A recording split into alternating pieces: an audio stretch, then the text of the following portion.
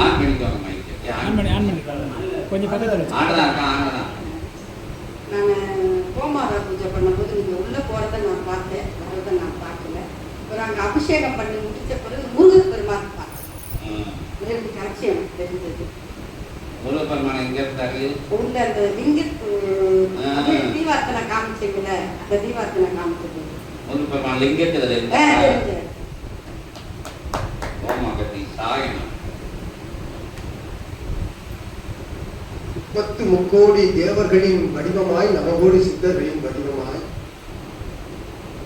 இறை அனுக்கிரக நிலை கொண்ட ஆற்றல்களின் வடிவமாய் அமையப்பெற்ற அத்தகைய லிங்க நிலை என்பது சித்தனவன் தவ பேராற்றல் கொண்டு அமர்ந்திருக்கையில் சிவபெருமான் பார்வதி இருவரும் பரிசாக வழங்கிய அற்புதமான அத்தகைய லிங்கத்திற்குள் அவர்களது திருக்குடும்பம் காட்சியளித்த அற்புத நிலை உணர்ந்த சீடரை வாழ்த்துகின்றோம்.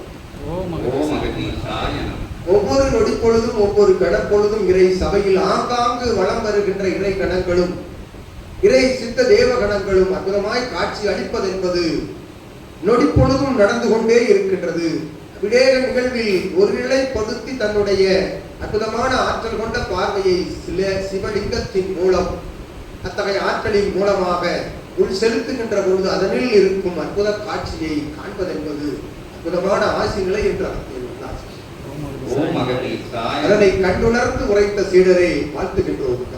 அருள்வாய் அற்புத நிலை கொண்டு சபையினுடைய ஆற்றலை பறைசாற்றி உயர்கின்ற நிலைக்கு நல் ஆசிகள் வழங்கும். ஓம் அகதி சாயனம். 30 முக்கோடி தேவர்களும் அந்த லிங்கத்துக்குள்ள இருக்காருன்னு சொல்லிக்கிட்டே வந்தோம்னா அதுக்குள்ள இருந்து முருகப்பெருமான். இன்னைக்கு முருகனுக்கும் நடந்தது பூஜை. இன்னைக்கு சஷ்டி பூஜை, அமாவாசை பூஜை, ஏகாதசி பூஜை எல்லாம் சேர்ந்த பௌர்ணமி பூஜை எல்லாம் சேர்ந்த பூஜை இன்னைக்கு நடந்தது. அதான் நீங்க பார்த்துருக்கீங்க. அதில் முருகப்பெருமானுக்கு சஷ்டி நாயகனா உங்களுக்கு காட்சி கொடுத்துருக்காரு.